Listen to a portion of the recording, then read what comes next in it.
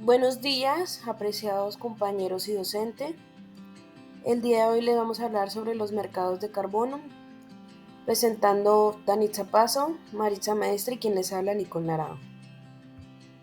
En nuestro índice tenemos por primero la introducción, seguido que son los mercados de carbono, el mercado obligatorio, el mercado voluntario, también las características de los mercados de carbono. Tenemos Colombia, los mercados de carbono, por seguido tenemos ejemplos de los mercados de carbono en el reino vegetal. Tenemos los ejemplos de los mercados de carbono en los agroecosistemas y por último tenemos nuestra bibliografía. Introducción.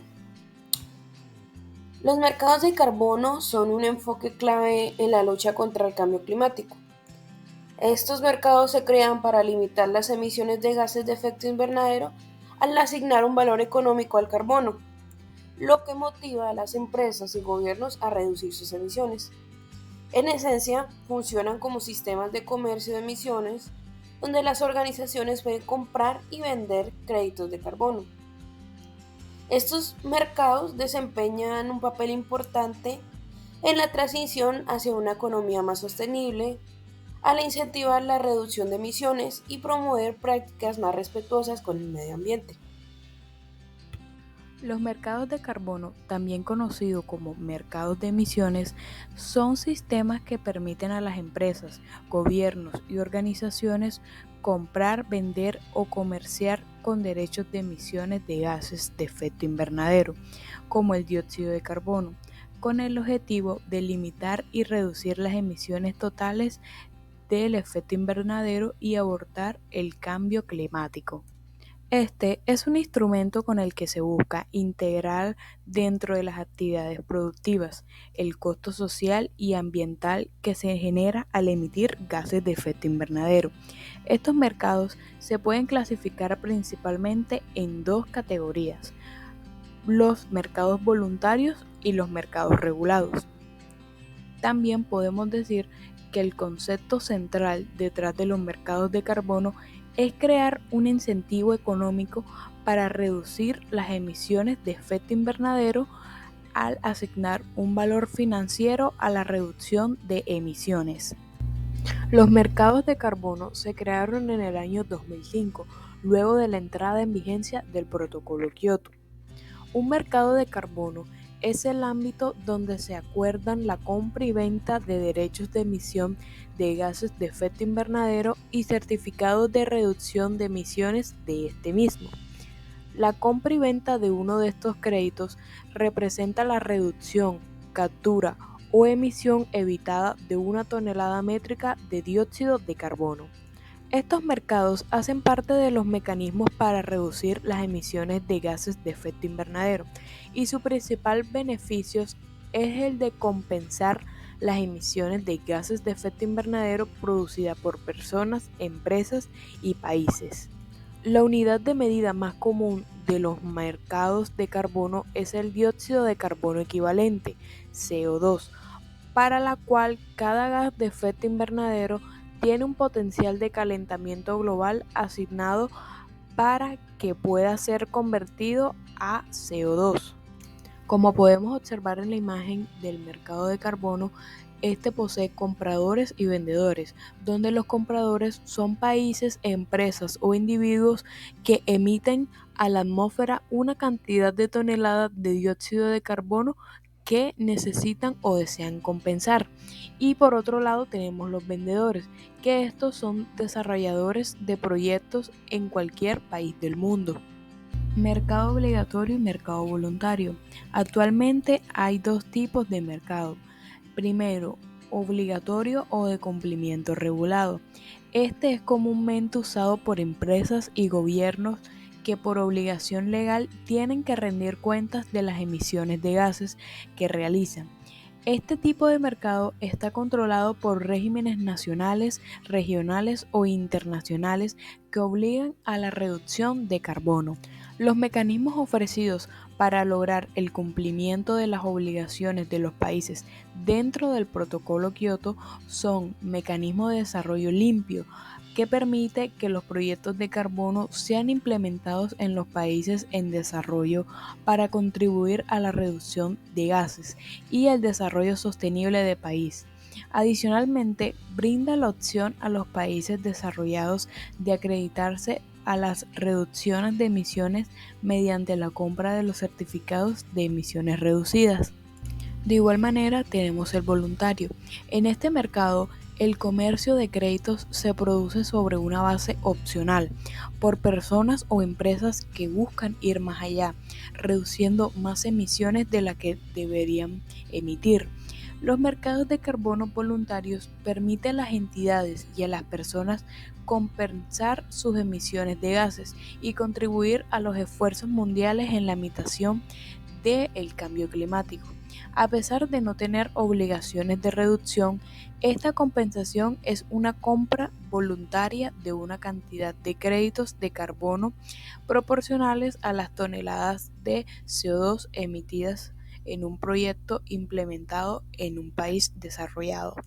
En el año 2013, empresas de energía y alimentos abarcaron el 89% de los créditos de carbono de proyectos forestales en el mercado voluntario, buscando la responsabilidad la social empresaria y demostrando su liderazgo en los temas del cambio climático.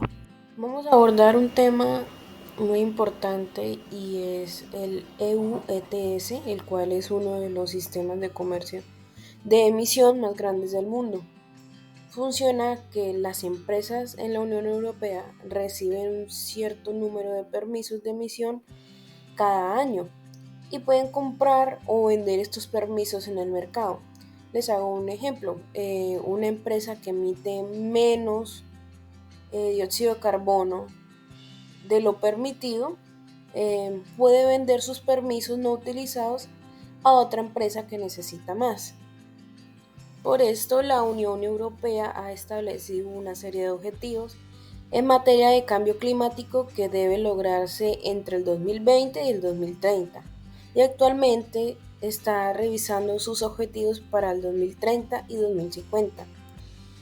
En su propuesta de Ley Clima Europea del 2020, en consonancia con la comunicación sobre el Pacto Verde, la Comisión ha propuesto un objetivo de lograr que no hayan emisiones netas de gases de efecto invernadero en 2050.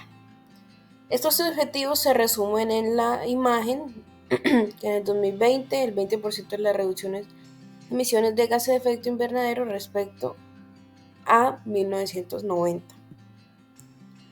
En 2030 se busca que al menos un 50% y un 55% de las reducciones de emisiones de gas efecto invernadero respecto a los niveles del 1990. Y así hasta el 2050, que se buscan las cero emisiones netas de gases de efecto invernadero. Para que entiendan más el régimen de comercio de derechos de emisión, les voy a dar este ejemplo, el cual es de la imagen de la fábrica A y B, el cual la fábrica A recibe más derechos de emisión gratuitos de los que necesita para cubrir sus emisiones. Esta puede decidir quedarse con el excedente o venderlos. La fábrica B no recibe suficientes derechos de emisión gratuitos para cubrir sus emisiones y debe adquirir el resto en una subasta o de otros titulares si pues esta no tiene reservas de derechos de emisión de años anteriores. Les doy un caso en Colombia. Esto es más bien agrícola combinado con agropecuaria y con zootecnia. Entonces tenemos el caso de la granja porcícola en Bucaramanga, que esta se llama Incafos. Entonces está esta situación anterior, y es que en todas estas etapas de vida que vemos allí, gestación, lactancia, levante y engorde, se produce la porquinasa, la cual es el desecho o es el residuo de los potreros. Entonces, ¿qué hacía la granja? Hacían en disposición en potreros, pero pues sin obedecer un programa de fertilización. Se buscó algo mejor y lo que se hizo fue en el nuevo proyecto, el cual fue financiado por la fuente, la cual es el Centro Nacional de Producción Más Limpia, es que entonces cogieron la porquinaza sólida y una parte la dispusieron a compostación y la otra parte al lombricompostaje. Y de la otra parte también se hizo un tratamiento de aguas residuales y se pudo fertilizar los potreros. Digamos, el resultado final es el mismo, la fertilización de los potreros, pero la diferencia en emisiones siempre será grande. Siempre será grande al yo hacer todos estos procesos. Esto fue un proyecto que al comprobar sus reducciones de emisiones de gases de efecto invernadero, este puede aplicar para una certificación de reducción de emisiones y puede vender este certificado a una empresa extranjera. Aplicación y ejemplos en el reino vegetal. Los mercados de carbono en el reino vegetal se centran en la captura y almacenamiento de carbono a través de proyectos forestales y la reforestación. Acá tenemos unas aplicaciones y unos ejemplos de esto.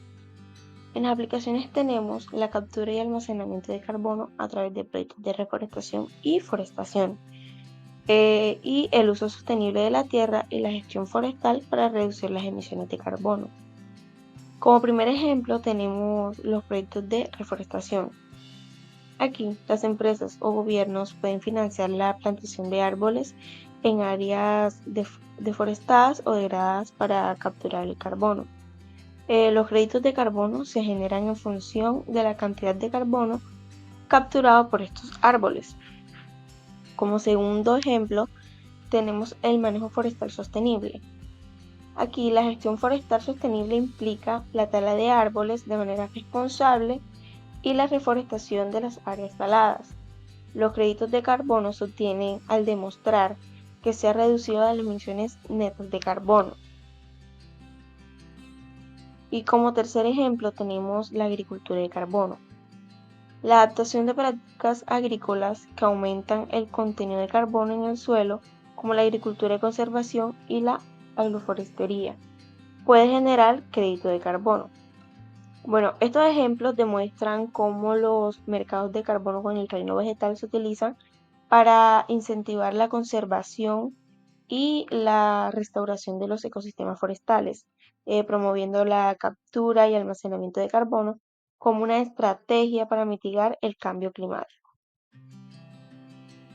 Aplicación y ejemplos en agroecosistemas. Los mercados de carbono en los agroecosistemas se enfocan en prácticas agrícolas y ganaderas que reducen las emisiones de carbono y promueven la captura del carbono.